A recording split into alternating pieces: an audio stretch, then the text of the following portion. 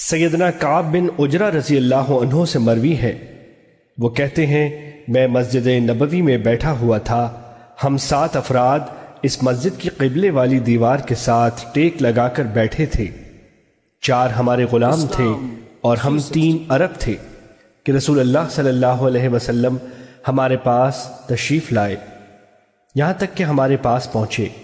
یہ نماز ظہر کا وقت تھا۔ آپ نے فرمایا تمہیں کس چیز نے یہاں بٹھایا ہوا ہے؟ ہم نے کہا اے اللہ کے رسول، ہم نماز کا انتظار کر رہے ہیں۔ آپ تھوڑی دیر کے لیے خاموش ہو گئے اور پھر اپنا سر مبارک اٹھایا اور فرمایا کیا تم جانتے ہو کہ تمہارا رب کیا کہتا ہے؟ ہم نے کہا جی اللہ اور اس کا رسول ہی بہتر جانتے ہیں۔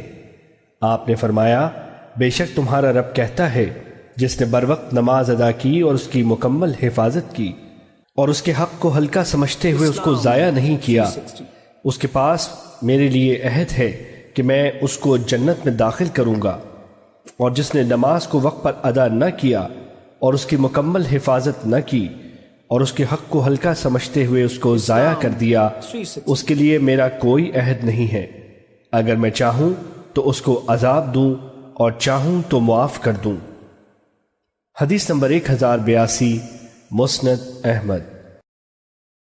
سیدنا نوفل بن معاویہ رضی اللہ عنہ سے مروی ہے کہ نبی کریم صلی اللہ علیہ وسلم نے فرمایا جس کی نماز اس سے رہ گئی تو گویا کہ اس کا اہل اور مال اس سے چھین لیے گئے۔ حدیث نمبر 1084، مسند احمد۔